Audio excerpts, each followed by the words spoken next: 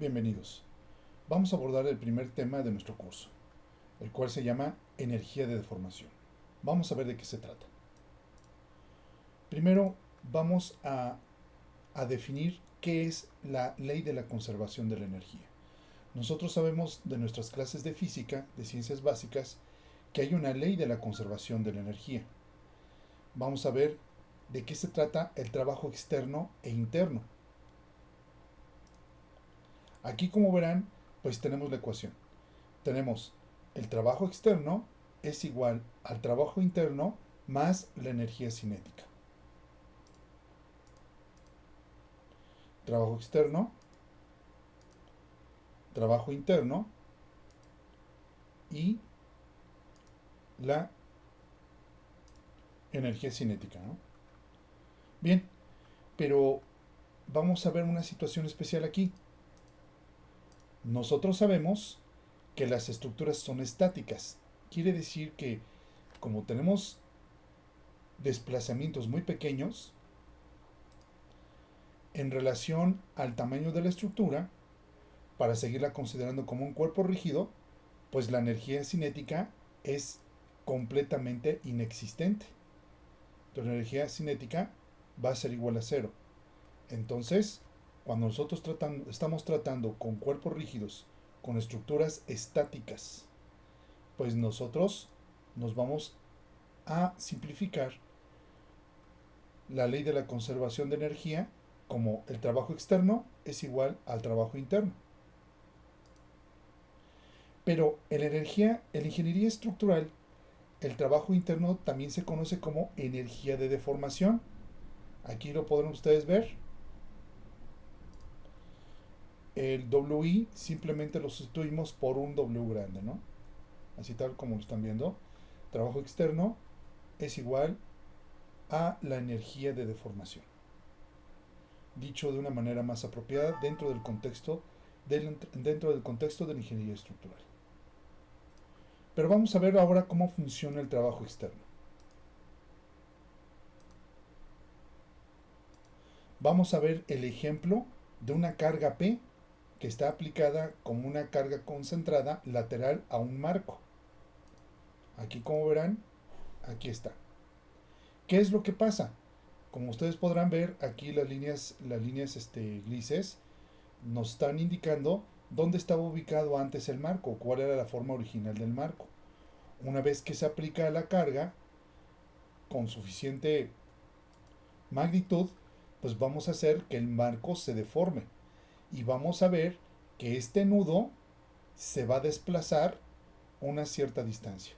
Aquí los desplazamientos están exagerados, hay que tomar en cuenta eso, simplemente para poder apreciarlos, pero no perdamos de vista que estamos revisando desplazamientos pequeños para poder considerar el marco como un cuerpo rígido y hacer aplicables los principios que revisamos en la introducción del curso.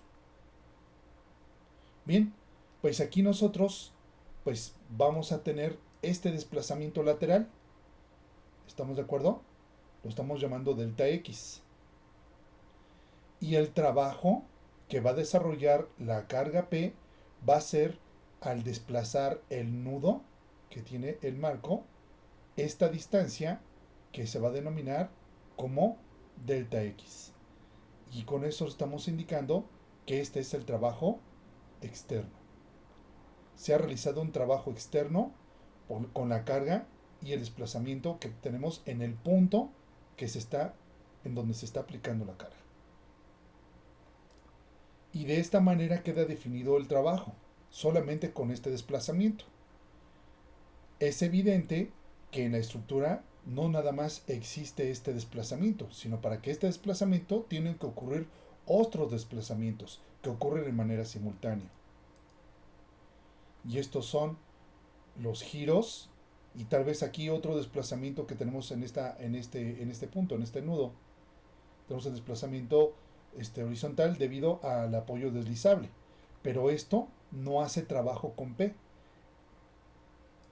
Los únicos factores que están involucrados en el trabajo es la carga P y el desplazamiento del nudo, que se está interpretando como delta X. Siguiendo con el trabajo externo, nuevamente aquí tenemos nuestro marco ya deformado con la carga P aplicada. Y si nosotros vamos al laboratorio y nosotros vamos registrando estos desplazamientos, imagínense que es un marco que está construido a escala, etcétera, etcétera, se está imponiendo una carga progresiva. Se va aumentando en forma progresiva la magnitud de la carga. Entonces, el desplazamiento va a ser proporcional a la carga. Pero no podemos aplicar la carga con una magnitud infinita. Va a llegar un momento en que el marco va a desarrollar daños, va a empezar a romperse, va a empezar a desarrollar articulaciones plásticas y va a colapsar. De manera tal que la gráfica que vamos a poder obtener registrando en forma progresiva los valores y el desplazamiento lateral delta X va a dar una gráfica como lo que ustedes ven aquí. ¿Estamos de acuerdo? Tal vez en este punto el marco ya falló, ya colapsó.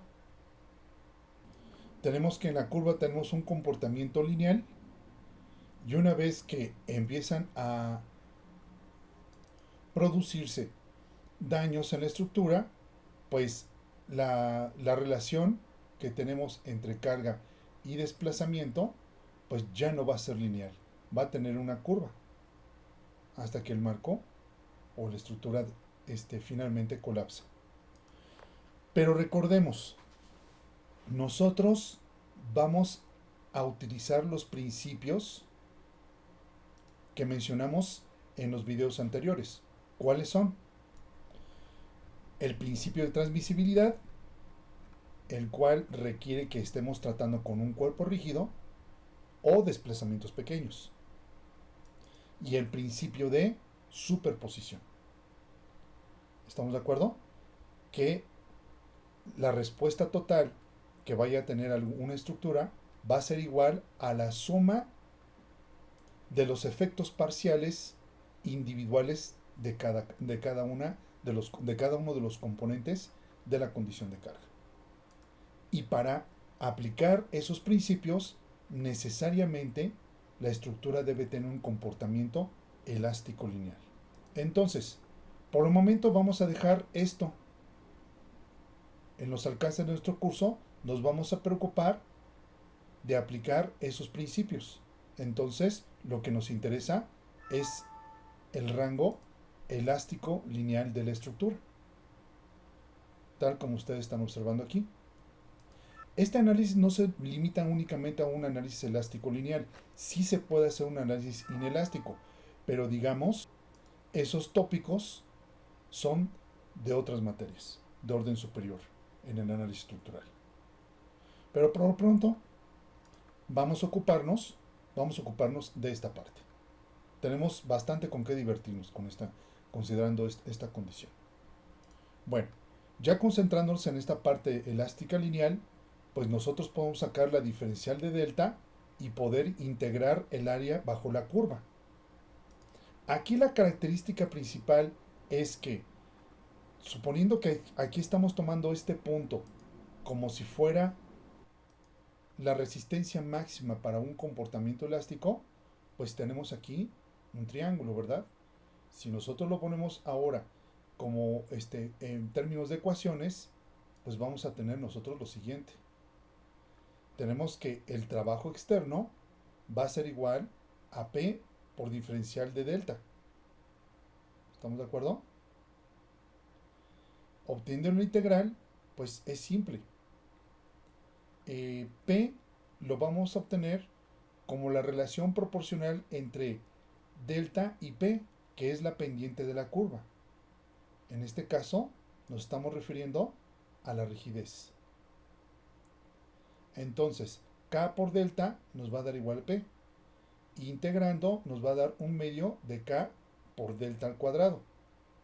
Estamos refiriendo como delta X. Bien, pues tomamos este término, bueno, este resultado, y nuevamente podemos decir que delta al cuadrado lo podemos lo podemos expresar como delta por delta. Y K por delta va a ser igual a P, de acuerdo a la relación que estamos obteniendo aquí. ¿Estamos de acuerdo?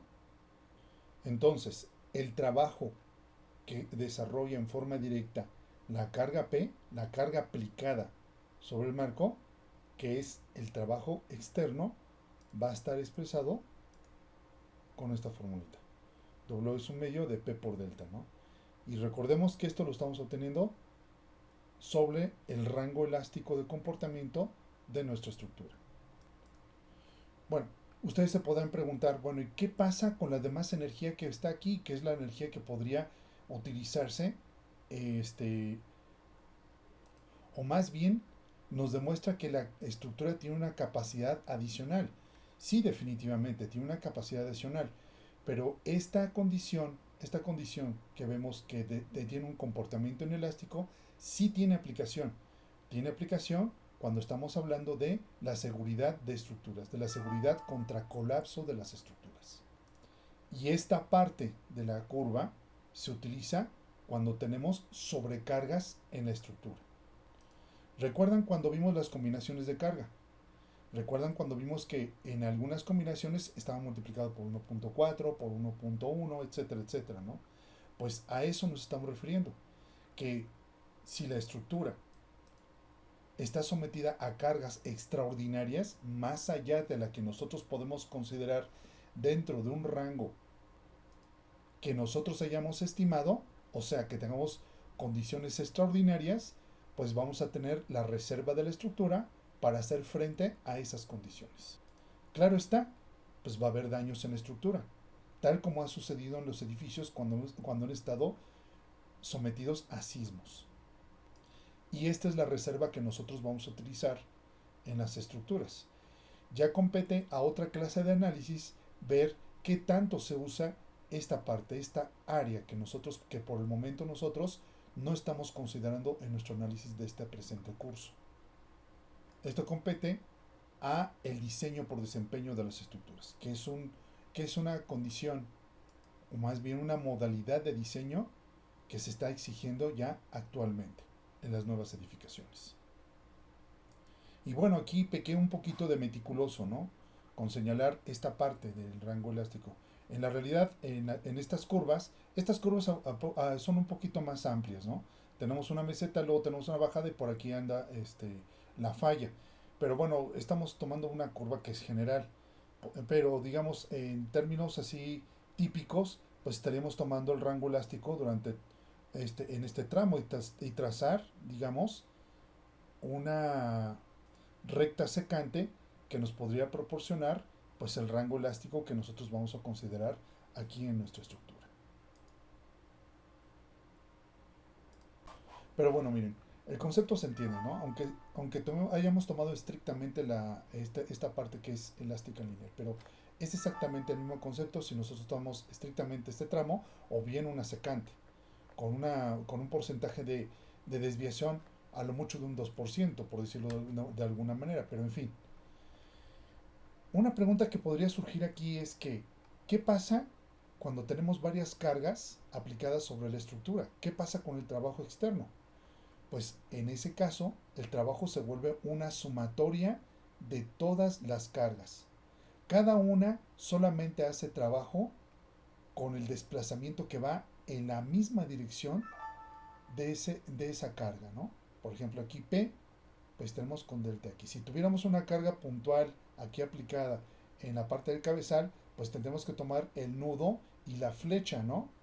El desplazamiento del nudo vertical, y eso sería el trabajo. El trabajo es positivo cuando P y delta van los dos exactamente en la misma dirección. Si el desplazamiento es contrario a la carga P, entonces estamos hablando de un trabajo negativo. Ahora bien, también los momentos realizan trabajo. Un momento, ¿qué es lo que hace? Hace que gire un nudo. En este caso, si nosotros tuviéramos un momento concentrado en el nudo 1, pues haría trabajo con el giro teta 1. Y finalmente, el trabajo total externo sería la suma de todos los trabajos, de todas las cargas, con sus desplazamientos con los que hace trabajo estrictamente. Bien, pues esto fue el trabajo externo. Vamos a ver que ahora, ¿qué pasa con el trabajo interno? Tenemos la energía de deformación o trabajo interno, recuerden. Esta parte del trabajo, esta parte de la ecuación, tiene que ver con las fuerzas internas en la estructura. Como ustedes recordarán, por ejemplo, cuando estamos hablando de elementos a flexión, tenemos que los diferentes puntos de la sección transversal van a estar sometidos a pequeñas fuerzas, las cuales van a tener una distribución triangular de acuerdo a la fórmula de la escuadría. ¿Se acuerdan de eso en su clase de mecánica de materiales?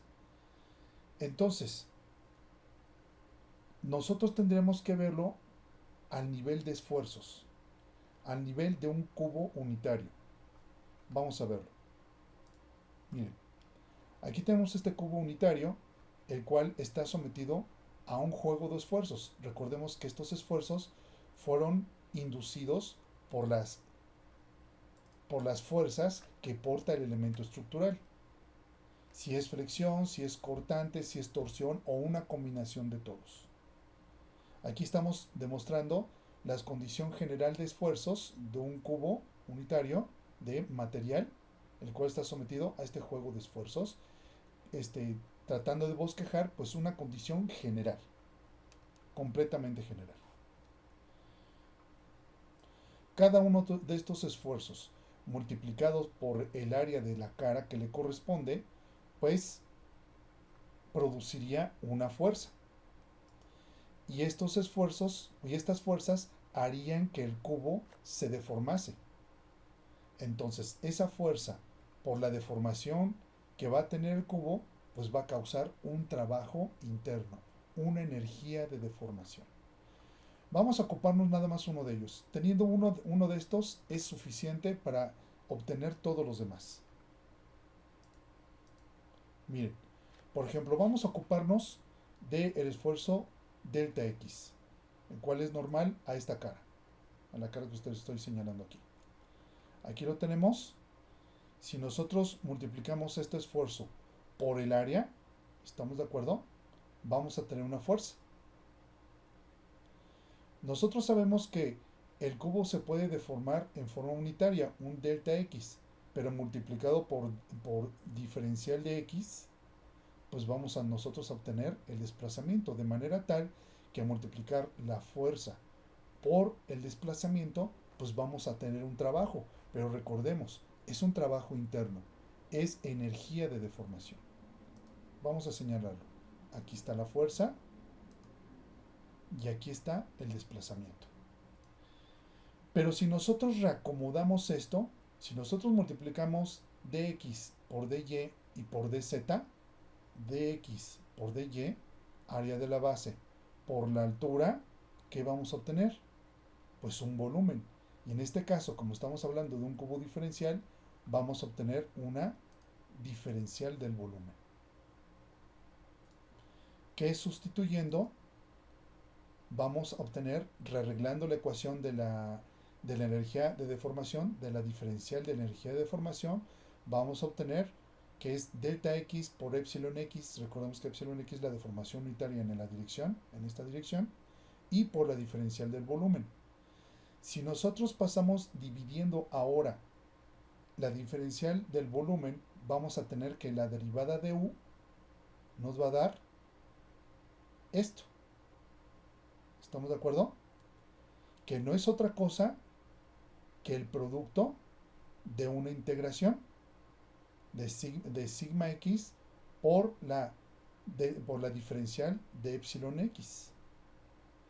Creo que esto ya a ustedes se les suena familiar. ¿Estamos de acuerdo?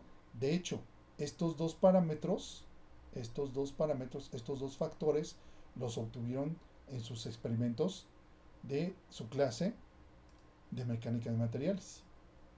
Obtuvieron una gráfica, ¿recuerdan? De la cual ustedes derivaron el módulo de elasticidad. Bien.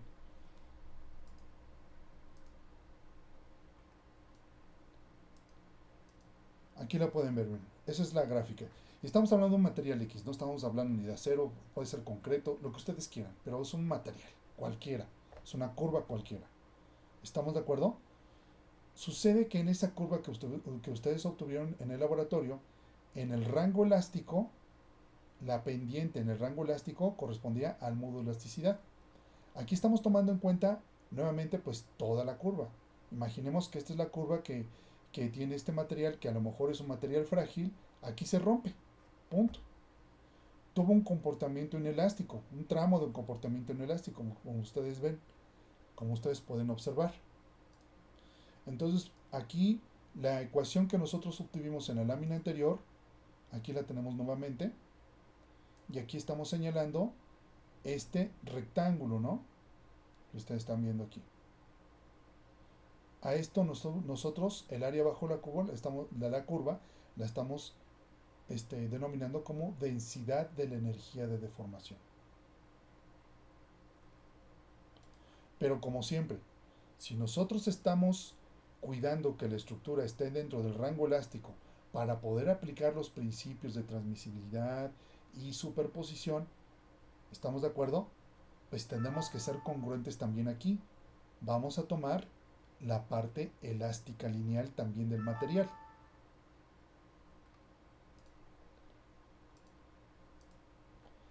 Y ahí lo tenemos nuevamente, ¿no? Pues tenemos el área bajo el triángulo, base por altura sobre 2, pero si nosotros lo demostramos a través de la integral, pues vamos a tener básicamente eso. Aquí pues ya no lo estoy poniendo epsilon x, es epsilon, ¿no? La deformación unitaria del material, ¿no? ¿Estamos de acuerdo? Y ahora, sustituyendo en la ecuación anterior, pues vamos a tener lo siguiente. Tenemos que la derivada, perdón, la diferencial de la energía de deformación va a ser igual a un medio de epsilon por sigma por la diferencial de volumen. Y sacando la integral, pues vamos a obtener finalmente la energía de deformación. Y esto último lo podemos sustituir en la ley de la conservación de la energía y vamos a obtener lo siguiente.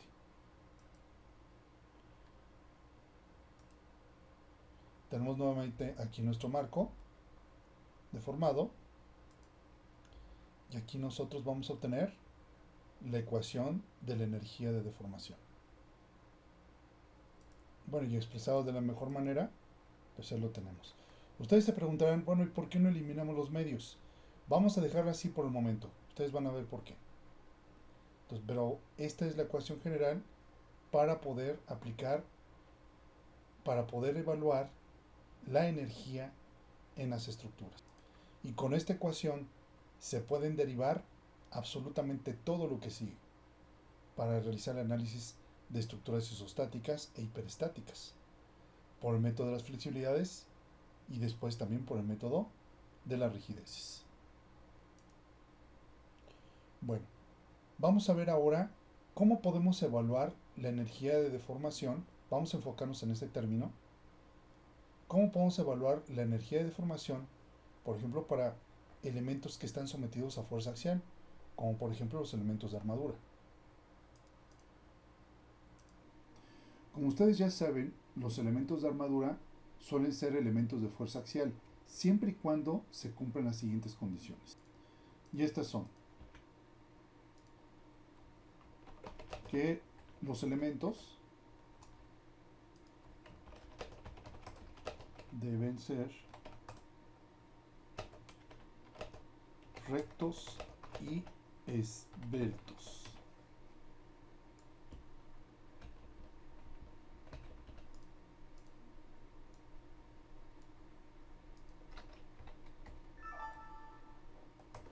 No deben tener cargas a lo largo de su claro. Aquí podrán observar, pues aquí estamos analizando uno de los miembros ¿Estamos de acuerdo? Y aquí tenemos esa condición. El elemento es recto y esbelto. O sea, quiere decir que su largo es mucho mayor que la dimensión mayor de su sección transversal. Entonces con eso se identifica un elemento recto y esbelto. No debe tener cargas a lo largo de su claro, tal como lo ven aquí. ¿Estamos de acuerdo? Y la tercera condición, pero que no es tan importante como las dos primeras, pueden estar articulados en sus extremos. Pueden, ¿estamos de acuerdo? Pueden, pero no necesariamente. Eso es lo que ocurriría en un miembro de fuerza axial, para que un elemento pueda ser como fuerza axial. Pero cuando este elemento está integrado, por ejemplo, aquí en una armadura, tenemos que las juntas de unión, aquí estoy indicando placa unión. Mira, aquí lo puse un poquito más grande. Tenemos placa unión. Entonces, estas placas unión pues están soldadas, aunque estén atornillados los elementos, pueden estar atornillados o soldados aquí en las juntas o aquí en las placas donde están llegando, pero como ustedes pueden observar, la junta es rígida. Entonces, no se está cumpliendo esta condición. ¿Estamos de acuerdo? Estas condiciones que les estoy indicando aquí solamente sirven cuando tenemos los elementos pues integrados en una estructura que tiene articulaciones en los miembros, que los miembros están unidos a través de articulaciones. Pero cuando tenemos una armadura de este tipo, que son las que encontramos siempre con las juntas rígidas, pues la condición cambia. Entonces vamos a indicar aquí, dado que los miembros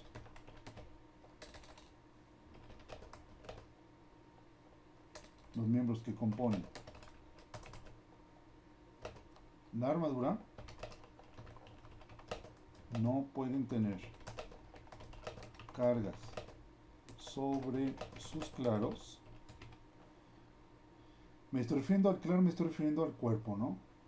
Puede ser, por ejemplo, este claro, puede ser este claro, puede ser este, o puede ser este, cualquiera de los claros, la parte libre del elemento, ¿no? Que está la longitud que está comprendida entre las juntas, entre las uniones. Entonces, dado que los miembros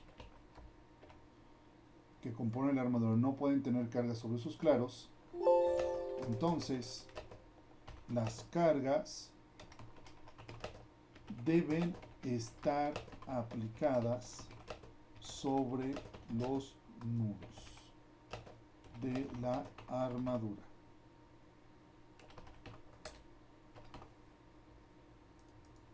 Pues en otras palabras, estamos hablando de una condición de este tipo, ¿no? Vamos aquí a representar las cargas.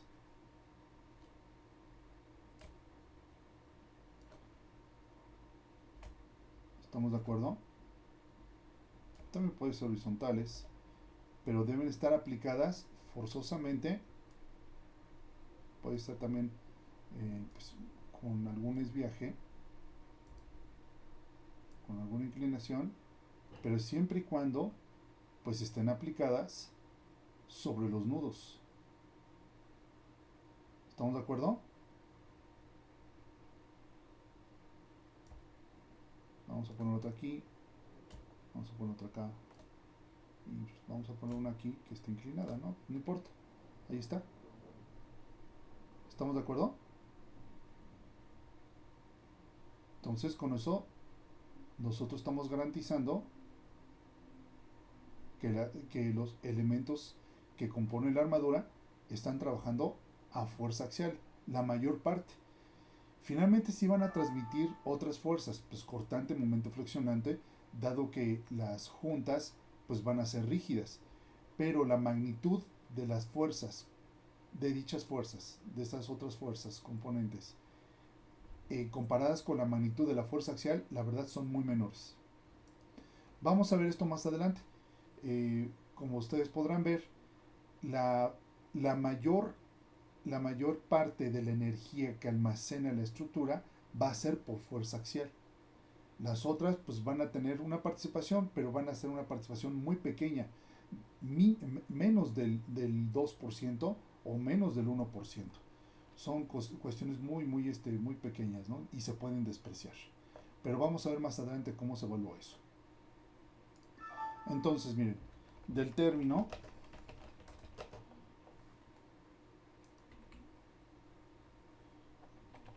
de la energía de deformación, estamos hablando de la ecuación de la conservación de la energía.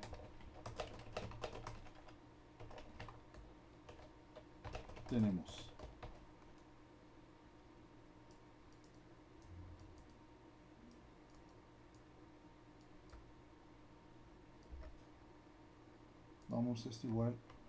vamos a ponerle U subíndice A. Lo tenemos. Nos estamos refiriendo como la energía de deformación axial, ¿no? Bueno, y antes de seguir, bueno, aquí había dicho que los siguientes requisitos. Bueno, los otros requisitos se repiten, ¿no?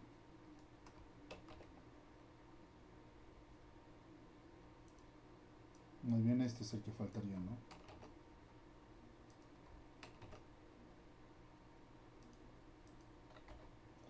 Los elementos deben ser rectos y esbeltos. Y vamos a poner este tercero, este que se repite aquí, se repite también aquí en las armaduras. Pueden estar articulados en sus extremos, pero no necesariamente. Este requisito no es muy importante. Por eso lo vamos a poner aquí en gris, ¿no? No es muy importante. Ustedes no van a encontrar que las estructuras, que las armaduras estén articuladas. Es muy raro eso. Y la verdad es bastante caro. Si aquí nosotros representamos nuevamente aquí nuestras cargas, con que se cumplan estos dos requisitos, que los elementos deben ser rectos y esbeltos, y que las cargas estén aplicadas en los nudos, con eso nosotros podemos asegurar que la mayor parte de la energía que almacena la estructura va a ser por fuerza axial. Comparado con la energía, o más bien sí, con la energía de deformación que pueden causar los demás elementos mecánicos como son el cortante y el momento flexionante.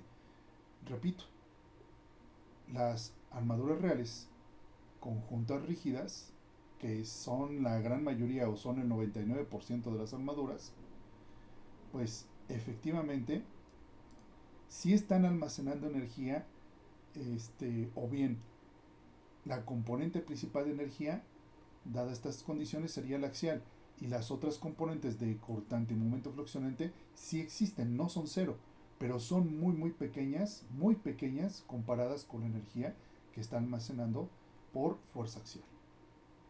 Bueno, ahora vamos a deducir nosotros nuestra formulita para obtener, para evaluar cuánto es la cantidad de fuerza, más bien de energía de deformación que almacena la armadura. Bueno, aquí tenemos, nuevamente aquí tenemos el término. Nosotros sabemos que la diferencial del volumen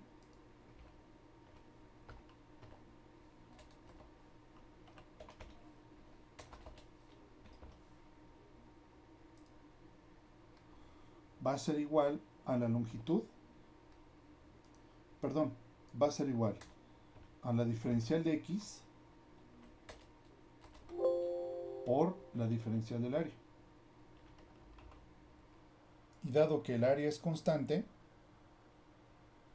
pues entonces tenemos ahora lo siguiente, que es el área por diferencial de X. Y esto es lo que nosotros vamos a estudiar aquí en nuestra integral. Vamos a definir lo que sigue ahora, pero vamos a tomar en cuenta que estamos nosotros tratando con el elemento I. Aquí ya lo estamos indicando, no es el miembro I, ¿verdad? ¿Estamos de acuerdo? Pues entonces tendremos que decirle que es el área I. Sería el área I. Y este sería el diferencial de volumen I.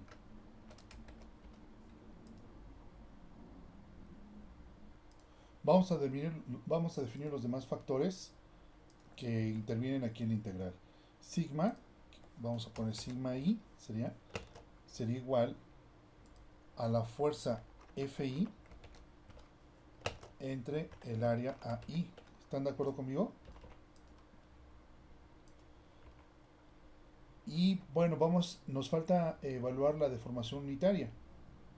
La deformación unitaria aquí de la barra. Esta la podemos obtener, pues si ustedes recordarán la formulita para encontrar la elongación, ¿no?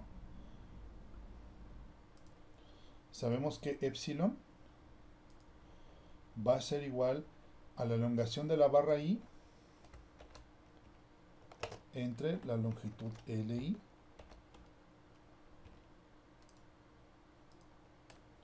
y estamos hablando del elemento I, miembro I, ¿no? Es uno de los miembros nada más. Pero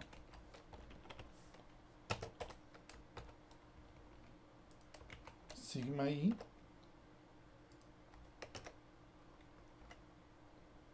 va a ser igual, ¿se acuerdan de esta formulita?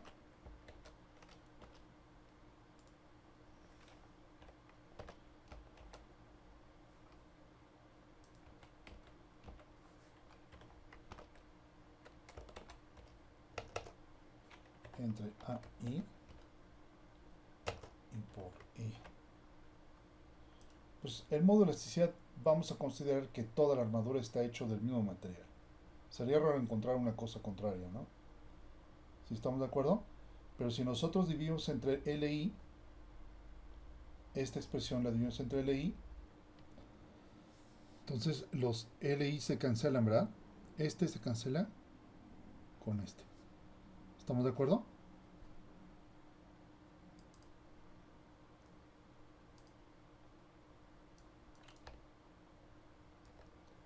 Entonces, epsilon i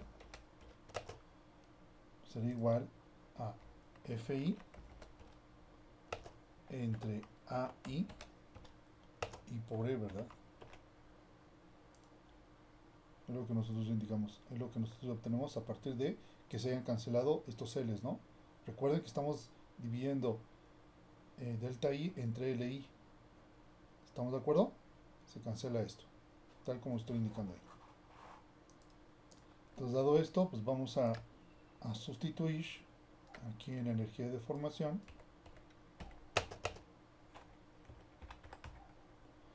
Tenemos que ahora se transformaría en esto. Todos estos términos que ustedes ven aquí, todos estos factores, pues son constantes, ¿no? La fuerza axial Fi, aquí la tenemos representada, ¿ven? Fi lo tenemos aquí, pues es constante a todo lo largo de toda la barra, ¿no? Bueno, en este caso, pues, estamos tomando una de las barras. Es probable que aquí por el nudo, pues tengamos una variación de aquí de esta fuerza axial con esta fuerza axial, ¿no? Pero vamos a concentrarnos con que estamos tomando este elemento como una sola pieza, pero bueno, vamos a imaginarnos que estamos tomando un elemento que está entre las juntas. Miren, ya lo corregí para que no se preste a confusiones. Estamos tomando este tramo donde sabemos que la fuerza axial es constante a lo largo de toda la barra, ¿verdad? Entre las dos juntas. Es correcto. Entonces todos estos términos los podemos sacar fuera de la integral. Y bueno, que ustedes ya lo están viendo. Entonces, esta área se cancela con esta, ¿verdad? Esta se cancela con esta, si quieren con esta, no hay problema. Y esta integral, como es de 0L, pues ¿qué creen que va a ser? Pues L. Esta integral va a ser, pues L.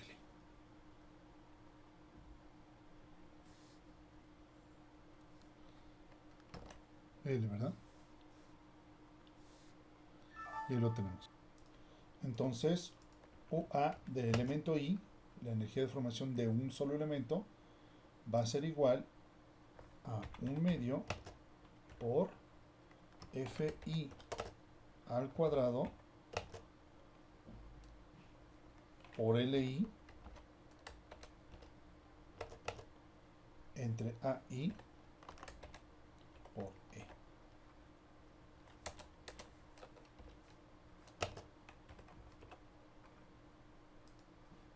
¿Sí estamos de acuerdo ahí? Bien, perfecto. Ya tenemos la energía de formación de una sola barra. Y como sabemos, el trabajo es una cantidad escalar. ¿Estamos de acuerdo? Bueno, antes de eso, la energía de formación puede ser positiva o negativa, dependiendo del signo que pueda tener la fuerza F. Si la fuerza F es positiva, quiere decir que el elemento está a tensión. Como ustedes recordan la convención del análisis de armaduras, pues si la fuerza es positiva, el elemento está a tensión. Si la fuerza es negativa, pues el elemento está a compresión. ¿Estamos de acuerdo?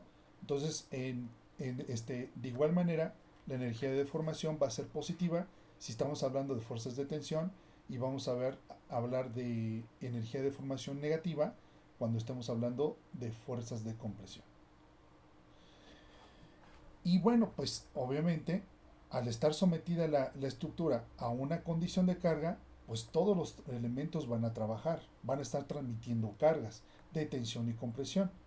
Entonces, la energía de deformación que almacena la armadura sería la suma de todo.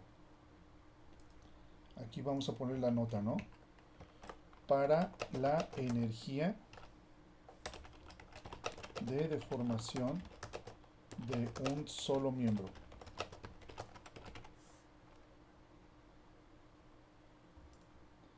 Y aquí tenemos la energía de deformación de toda la armadura, pues sería igual a la sumatoria de I es igual a 1 hasta n elementos.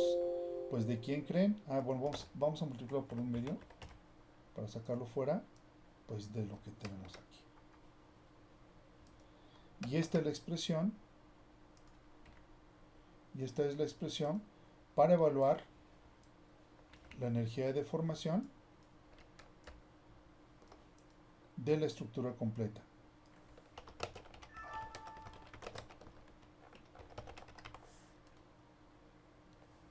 En este caso sería la armadura, ¿no?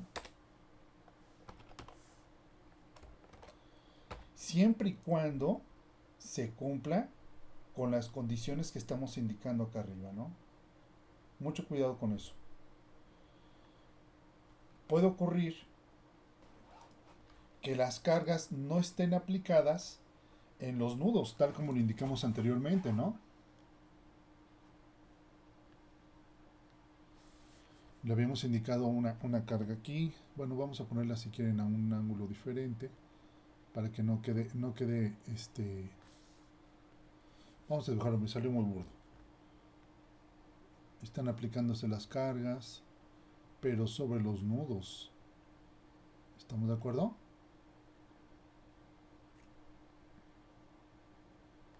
Etcétera, ¿no? Así los tenemos. Entonces tenemos las cargas sobre los nudos. Pero puede ocurrir que las cargas no coincidan con los nudos.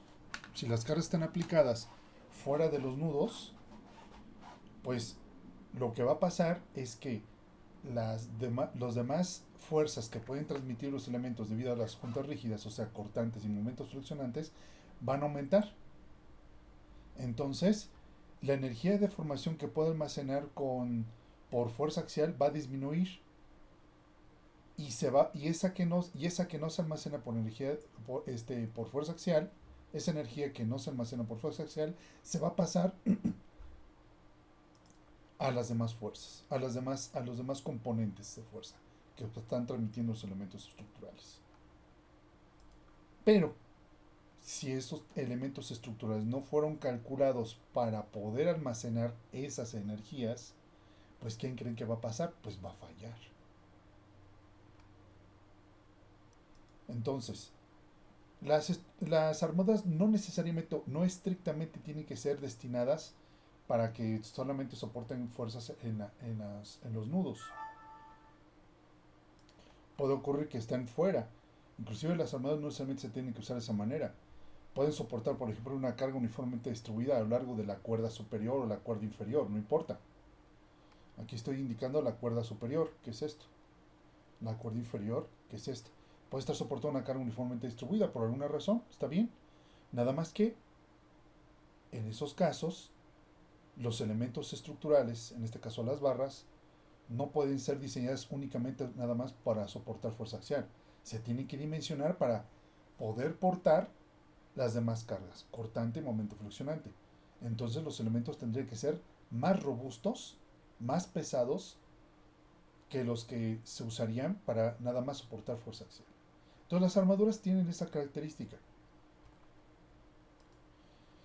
que son elementos esbeltos, perdón, que son elementos ligeros y que pueden cubrirse claros grandes. Y bueno, el costo de la construcción de estas estructuras depende del peso de la estructura. O sea, en otras palabras, mientras más ligera sea, pues más barata va a ser. Entonces la ventaja de considerarla con las cargas en los nudos, pues tiene esas implicaciones que pues tenemos una estructura económica, siempre y cuando se cumplen estas condiciones. De no ser así, pues se tienen que diseñar los elementos para poder absorber esa energía de las fuerzas adicionales que pueden portar. Ahora vamos a resolver un ejercicio para aplicar esto, ¿no? Para poder evaluar la energía de deformación por fuerza axial. Bueno, nada más déjenme señalar aquí el resultado. Vamos a resaltarlo. Ustedes vean que es un resultado importante, ¿no? Esta es la fórmula que nosotros obtuvimos. Bien, vamos a hacer un ejercicio.